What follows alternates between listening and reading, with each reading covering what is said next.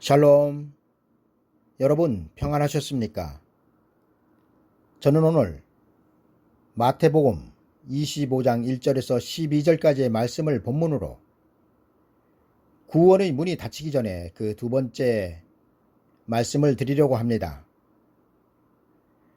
그때의 천국은 마치 등을 들고 신랑을 맞으러 나간 열 처녀와 같다 하리니 그 중에 5은 미련하고 5은 슬기 있는지라.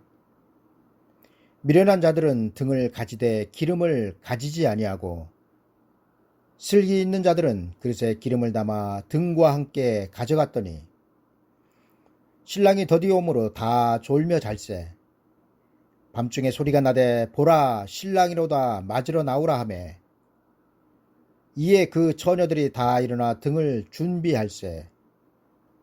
미련한 자들이 슬기 있는 자들에게 이르되 우리 등불이 꺼져가니 너희 기름을 좀 나눠달라 하거늘 슬기 있는 자들이 대답하여 가로되 우리와 너희의 씩에 다 부족할까 하노니 차라리 파는 자들에게 가서 너희 쓸 것을 사라 하니 저희가 살아간 동안에 신랑이 오므로 예비하였던 자들은 함께 혼인잔치에 들어가고 문은 닫힌지라.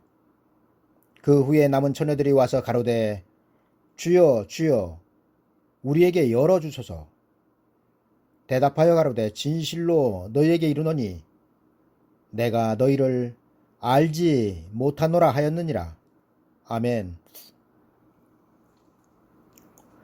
저희가 살아간 동안에 신랑이 오므로 예비하였던 자들은 함께 혼인잔치에 들어가고 문은 닫힌지라. 장차 하나님은 2번에 걸쳐 구원의 문을 닫으실 것입니다. 오늘은 이에 대하여 말씀을 드리려고 합니다. 첫 번째로 낙원의 문이 닫힐 것입니다. 낙원으로 들어가는 문은 영원 구원의 문입니다. 하나님은 2000년 전 그 아들 독생자 예수 그리스도를 통하여 구원의 문을 여셨습니다. 그리고 이 문으로 맨 처음 들어간 사람이 강도였습니다. 강도의 구원을 시작으로 기독교의 구원은 시작되었으며 이 구원은 영원 구원입니다. 영원 구원이란 육체는 죽고 그 영혼만 구원을 받아 낙원으로 가는 것이며 하나님은 이 구원을 세상에 베푸셨습니다. 또한 하나님께서 그 아들의 이름으로 세상에 베푸신 무조건적인 구원을 받는 시대를 한편으로는 은혜 시대라고 부르기도 합니다. 그런데 여러분, 하나님은 세상에 베푸신 구원인 영원 구원의 은혜 시대를 끝내실 때가 있다고 성경은 기록하고 있습니다. 그리고 은혜 시대의 구원을 끝내실 때는 예수 그리스도의 재림의 때가 될 것입니다. 많은 분들이 저희 이런 말을 들으시고 의아해 하실 수 있습니다. 그러나 이는 분명하게 성경에 기록된 내용들이며 여러분들이 모르고 있었던 것은 전하는 자가 없었기 때문입니다. 오늘 본문 중에도 기다리던 신랑이 더디어 오므로 다 졸며 잘 때 신랑이로다 맞으러 나오라 하는 소리가 들렸습니다. 이 소리를 들은 열 처녀가 자다가 다 일어나 신랑을 맞이할 등을 점검하니 열 처녀 모두의 등에 불이 꺼져가고 있었습니다. 여러분, 미련한 처녀들의 등만 불이 꺼져갔다고 생각하십니까? 아닙니다. 성경은 열 처녀가 들고 있던 등 전부 다 꺼져가고 있었다고 말씀하고 있습니다. 그런데 어떻게 슬기로운 자들은 등에 불을 꺼뜨리지 않고 계속하여 밝힐 수 있었을까요? 여러분, 그 이유는 그들에게는 별도로 준비한 기름이 있었기 때문입니다. 여러분, 열 처녀가 신랑을 영접하러 처음 출발할 때 그들의 손에는 모두 등이 있었으며 등에 불을 밝히고 있었습니다. 그런데 하필 신랑이로다 맞이하러 나오라 하는 결정적인 소리가 들릴 때 등불이 꺼져가고 있었다는 것입니다. 여러분, 열처녀의 손에 등불이 꺼져가고 있었다는 것은 영혼구원의 등불이 꺼져가고 있었다는 것이며, 슬기로운 자들이 꺼져가는 등불을 계속하여 밝힐 수 있었던 것은 별도의 기름을 준비하였기 때문입니다. 여러분, 미련한 자들이 준비하지 못했던 기름, 슬기로운 자들이 별도로 준비해간 기름은 영육을 구원하는 기름이며 천년왕국으로 들어가는 등불인 것입니다. 두 번째로, 하나님은 천년왕국의 문을 닫으실 것입니다. 열처녀의 손에 든 등에 기름이 떨어지고 불이 꺼졌다는 것은 영원구원의 은혜시대가 끝났다는 것을 성경은 증거하고 있습니다. 그리고 불을 밝힌 슬기로운 5 처녀만 혼인잔치에 들어갔습니다. 그리고 이 혼인잔치에 들어간 슬기로운 5 처녀들은 죽지 않고 혼인잔치에 들어간 것입니다. 여러분, 이는 무엇을 말씀하고 있습니까? 영원 구원의 문이 닫히고 나면 영육 구원의 문이 새롭게 열린다는 것입니다. 여러분, 영육 구원을 받을 대상자들은 세상 사람들이 아닙니다. 성경은 영육 구원을 받을 그 대상자들을 오늘 본문에서 성도들이라고 증거하고 있습니다. 열처녀가 신랑을 맞이하러 나갔다는 것은 그들은 전부 다 성도들이었다는 것을 의미하고 있으며, 그 중에서 미련한 자들이 혼인잔치에 들어가지 못하였다는 것은 저들은 추수 때 추수하여 보니 쭉정이었다는 것입니다. 여러분, 성경은 분명하게 마지막 때 예수 그리스도의 재림 때에는 알곡은 모아 곡관에 들이고 쭉정이는 영원히 꺼지지 않는 불에 태우신다고 기록하고 있습니다. 그렇다면 여기에서 알곡은 성도들을 말하며 쭉정이는 세상 사람들을 말하는 것일까요? 천만의 말씀입니다. 여러분, 알곡과 쭉정이는 다 같이 예수 그리스도를 믿던 성도들입니다. 그리고 이를 오늘 말씀에서는 10 처녀로 비유하고 있습니다. 여러분, 분명한 것은 은혜시대의 영원구원은 예수 그리스도를 구세주로 믿기만 하면 조건 없는 구원을 하셨지만, 환란시대의 영육구원은 행함이 있어야 구원을 받는다는 것입니다. 그리고 그 행함은 슬기로운 5 처녀들이 등에 든 기름 외에 별도로 준비해간 기름으로 나타나고 있습니다. 많은 사람들은 기름이 성령이다, 아니다 논쟁하고 있습니다. 그러나 성경은 분명하게 기름은 성령을 나타내고 있으며 등불은 예언의 말씀을 나타내고 있습니다. 따라서 처음 10 처녀가 신랑을 맞이하기 위하여 나갈 때 불을 밝힌 기름은 보혜사 성령의 기름이었으며, 그 등불은 영원구원의 등불이었습니다. 그러나 신랑이 다시 오실 때에는 영원구원의 기름은 떨어질 것이며, 기름이 떨어짐으로 인하여 등의 불도 꺼질 것입니다. 그리고 이는 하나님께서 세상에 베푸신 구원은 끝났다는 것을 의미하고 있습니다. 여러분, 은혜시대의 기름이 떨어지고 등에 불이 꺼진 후 혼인잔치에 들어가기 위해서는 새로운 불을 밝혀야 합니다. 그리고 불을 밝히기 위해서는 반드시 기름이 있어야 하는 것입니다.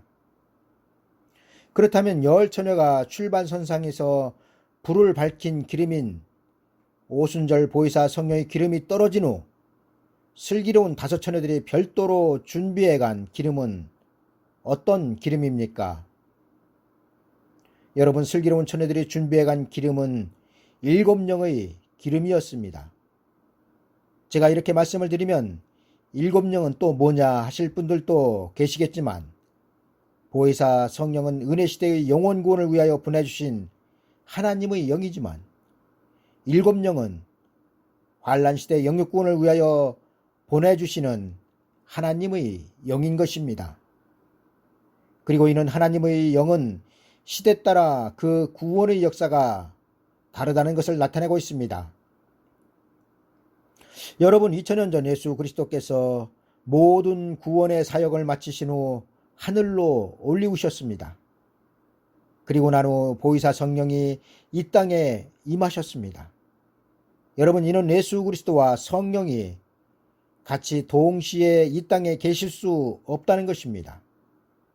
그리고 마지막 때도 보혜사 성령이 그 사역을 마치고 거두어진 다음 일곱 영이 이 땅에 오시는 것입니다.